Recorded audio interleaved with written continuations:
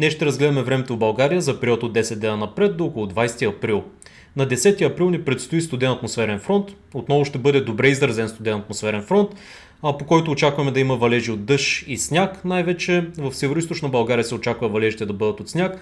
Там студеният въздух ще нахлуе по-рязко и рязко ще спаднат температурите в североизточна България в късните следобедни часове и при вечер на 10 април.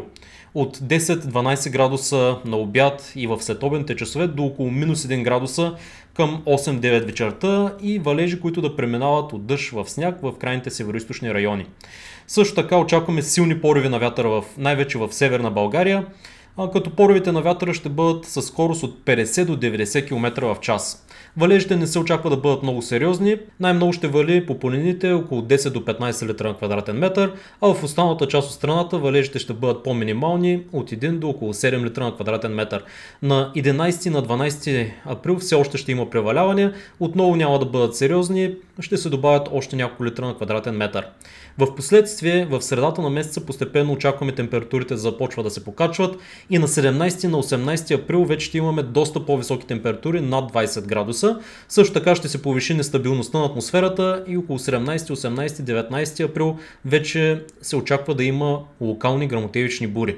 А сега нека да разгледаме в детайли точно как ще се развие метеорологичната обстановка.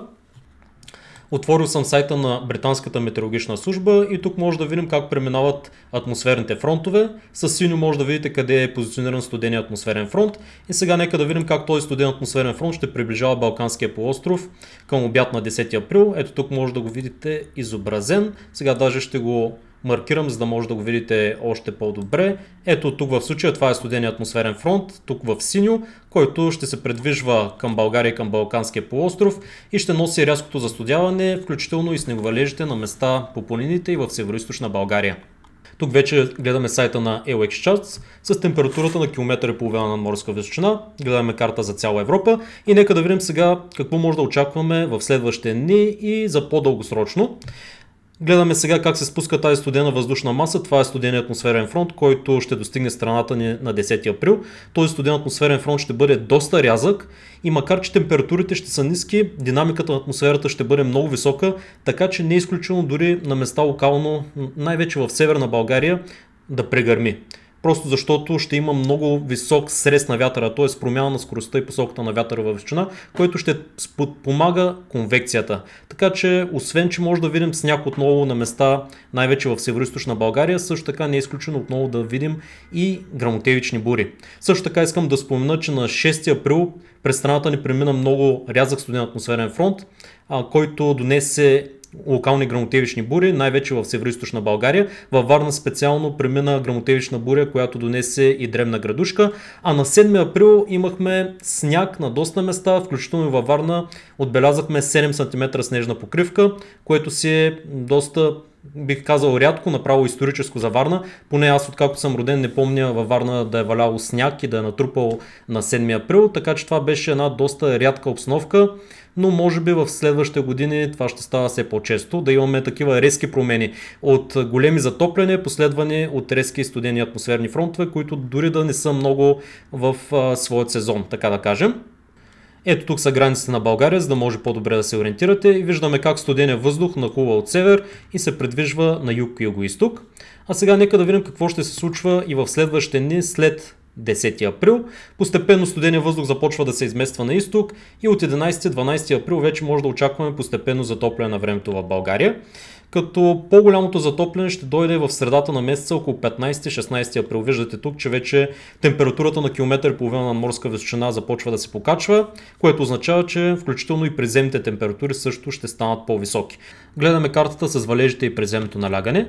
И сега стигаме до 10 април и забелязваме тук как се спуска вече студения атмосферен фронт. Виждаме над Румъния ще има вече валежи от дъжд и от сняг, които в следобедните часове на 10 април ще достигнат и северна България, както може да видим към вече 5-6 часа след обяд над северна България ще започнат конвективни валежи от дъжд и от сняг, които в следобедните часове по-късно ще започват да преминават в сняг тук в североизточна България. Също така по планините валежите ще бъдат от сняг, но като цяло тези валежи, както казах, няма да бъдат много сериозни.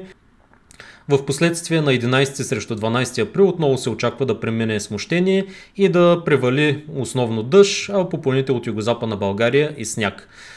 Сега нека да погледнем снежната покривка, която може да очакваме за следващите няколко дена.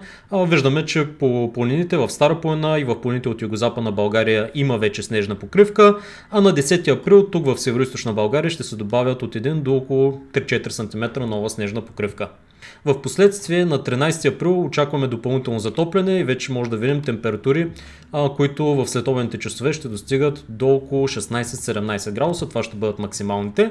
А вече по-сериозното затопляне, както казах, идва в средата на месеца, след 15 април. Ето може да видим тук как на 16 април температурите за страната ще бъдат от 18 до около 23 градуса. Поне за момента това са идеите. На 17 април може да очакваме още една идея леко затопляне, но по морето ще остава по-хладно заради бриза. Там температурите ще бъдат от 11 до около 14-15 градуса.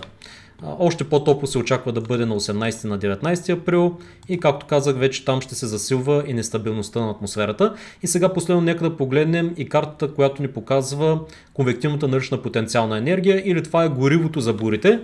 Сега нека да погледнем на 10 април. Имаме слаба конвективна потенциална енергия, най-вече в Северна България. Както ви казах, там и на изолирани места е възможно да прегърми по преминаването на студения атмосферен фронт, но доста по-силна ще става енергията с приближаването на топлия въздух вече в средата на месеца, около 17-18 април. Ето тук може да видите над България, тези зелени цветове показват, че наличната енергия ще започва да се покачва и в Западна България на 17 април вече може да имаме първите гръмотевични бури. На 18 април енергията допълнително се покачва и като цяло този период от 17 до около 20 изглежда, че ще бъде нестабилен. Поне за момента това са идеите. Естествено, когато този период наближи, ще може да имаме повече детайли и да ви направя по-точна прогноза за това дали ще има бури и къде точно ще бъдат районите с бури. Надявам се, че прогнозата ви беше полезна и до следващото видео.